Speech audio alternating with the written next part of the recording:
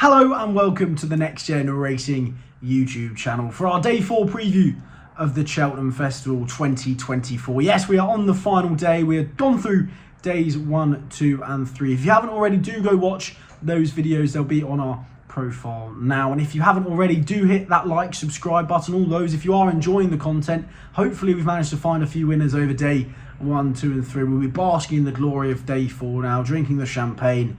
If only it was that easy. So we're going to get into day 4. We've got 7 races to fly through, and at the end we're going to have a few naps to go through and best bets to look out for from various different races. So do make sure you look out for that. And of course we have our video with Sam, our top 5 best bets video, which will be with you tomorrow at 6 p.m. So do check out that one, and without further ado, let's get into day 4. So we start off on the Friday with the Triumph Hurdle, where we have another hot pot favourite in Sergino at 8 to 11. Madgewer and Cargisa are in behind. Salvatore Monday's 12 to 1. And we have Salva, Stormheart and Bunting in behind. Sergino, look, he's been very impressive on his 2 starts in the UK. He was also pretty impressive enough beating Salvatore Monday in France. But look, he's 8 to 11. We see with these juveniles, they can improve 5, 10 pounds. It's kind of just a watching brief for me. He's very impressive. He is definitely head and shoulders above the rest of the juveniles there. I probably would back Bunting each way. I mean, he won impressively at Limerick on debut, beating Mr. Lincoln. He got checked at a horrible point last time in the spring juvenile hurdle. He stayed on for 4th, did his best work in the closing stages, and he's around 16 to 1. I think he may be able to grab a place, but it looks like it's Sergino's to lose. So I'll be leaving the race alone and maybe having a go on Bunting on the day. We then move on to the county, of course, a big handicap hurdle, and I'm actually quite keen on one in here, and that's the Dan Skelton train, Loader Sud. We know Dan Skelton has a terrific record in this, and I just can't get out of my head how highly they thought of Loader Sud, and it looks like he's just been improving from everyone, bar when he was pulled up at Cheltenham on his penultimate run in the Greatwood. But last time out, he was second to Iberico Lord. He looked like the winner at one point at Newbury in the Betfair Hurdle. He travelled a dream. I think that's key in the county. You have to travel very strongly. He also found he didn't quite have the turn of foot that Iberico Lord has. Iberico Lord's not in the picture. He's gone to the champion hurdle. So Loader Sud, he's only off a mark of 135. He's an improving 6-year-old, and I really think he's got a stellar chance in this year's county. We then move on to the Albert Bartlett, where we have 6 to 1 the field, a very open betting heat, and I'm going to have 2 fancies in the race. The first is the favourite, Reading Tommy Wrong at 6 to 1. He's been ever so impressive on his 2 hurdling starts for Willie Mullins. The way he won the Laws of Naas last time out, it was a very clever, very cheeky ride from Darryl Jacob, but I think that may have taken away perhaps the credit to the performance. It was a very good performance from him, and I think he's going to improve bundles for the 3-mile trip. It looks like he is a worthy favourite. Of course, you have some very worthy candidates in behind there. I think Dancing City, Gidley Park, High Class Hero, they're all very worthy. But there is an outsider who I would stick my neck out for as well. It's the Gordon Elliott train Croke Park at 25 to 1. And he looked very impressive, I thought, on his first hurdling appearances. And one thing that I love about Croke Park, which I don't about some of Gordon Elliott's novice hurdlers, is he looks like he jumps very fluently, slightly out to his left, but very flat and very fluent. And I thought last time out, he pulled up lame after the Lawlers and Naas.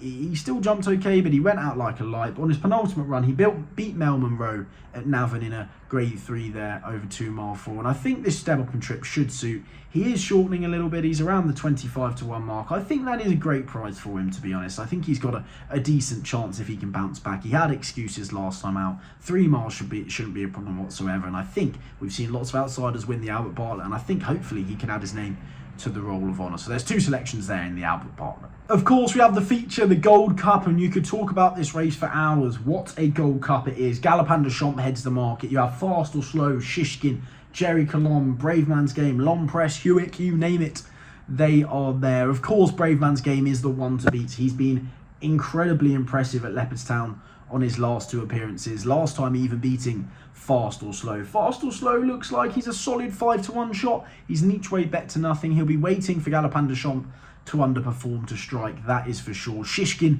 of course, he's turned into a little bit of a nutcase. He has his quirks, he's riddled with ability, and no doubt he'll take his chance there. But there's 2 for me. Of course, Shishkin, I am actually going to back here. I think he's got a lot of ability. If he can jump his fence, I think he needs a lot to go right. But the Gold Cup is one of those where it could possibly go right. He's either going to finish out the back of the frame or be bang there. So he'll be a win bet for me at 13-2. And the other is Gentleman's Game. He's only had the 3 starts over fences. They've been putting him away after Weatherby, after the Charlie Hall. He beat Brave Man's Game there.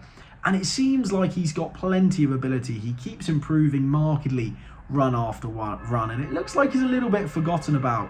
He's a stout stayer. He can jump very well, and hopefully he can take a step forward. He's 25-1, so he's going to be my each-way flyer in a very, very, very good renewal of the Gold Cup. The Fox Hunters isn't a race that I'm too fond of in terms of punting, so I'm going to leave that alone and go straight onto the Mare's Chase, where Dino Blue is, of course, a worthy favourite. It looks like she's going to improve yet again. She was behind El Fabiolo last time out. She got the better of Gentle to Me and Phil Dor. It looks like it's not quite a penalty kick, but it's a 25-yard free kick with no wall. I think she has a great chance here. It looks like 2.5 miles won't be a problem. I can't have Allegory Devassi. She had the race at her feet last time out, and she was beaten by Impervious. Limerick Lace also has to be respected there, but JP McManus's Dino Blue, I think she's just going to be too classy in the Mare's Chase. We then move on to the Martin Pipe, where we have another Willie Mullins trained hot pot at the top of the market. Key de Bourbon at 4-1. It's an awfully short price, but when Willie Mullins fishes for these handicap marks in January, you usually have to take notice, and Mike O'Sullivan is probably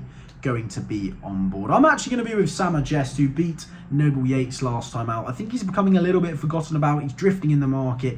He's owned by JP McManus after beating Noble Yates by 4.5 lengths last time out. He's of course, from France as well. Had the 1 run, finished 6th, and then beat Noble Yates last time out. I think he's got a lot of ability. I think he'll be much better than a mark of 140. So hopefully he'll be able to fly the flag for me, Sama Jest, in the finale, the Martin Pipe. And there we have it. That is it. That is days 1, 2, 3 and 4 ticked off from the Cheltenham Festival. And we're going to fire over 3 naps. We've got a Handicap NAP, a Novice Hurdle NAP, and a Novice Chase NAP. We'll start off with the Novice Chase NAP, where I think Hunter's Yarn is going to go in the Arkle this year. I think he's had 2 runs over fences. Last time out, he travelled all over them and beat Path Through by 10 lengths. I think he's got a cracking chance at around 11-2 in the Arkle. The Novice Hurdle NAP is going to come in the Supreme again for the same connections, where I think Mr. Jiff has got a stunning chance at around the 14-1 mark. There is no Ballyburn standing in his way. He's deceivingly quite experienced. He's had 9 flat runs, 2 runs over hurdles before joining the Willie Mullins yard,